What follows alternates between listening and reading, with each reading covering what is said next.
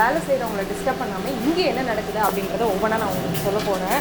So இங்கே பார்த்தீங்க அப்படின்னா காராச்சவு வந்து செஞ்சுட்ருக்காங்க.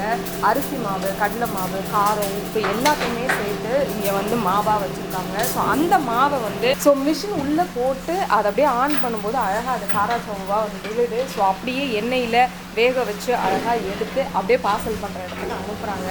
ஸோ பார்க்குறதுக்கே வந்து எப்போ இதெல்லாம் செய்கிறதுக்கு எவ்வளோ ஸ்ட்ரென்த் வேணும் அப்படின்ற மாதிரி தாங்க தோணுது. நாங்கள் அடுத்த ஏரியாவுக்கு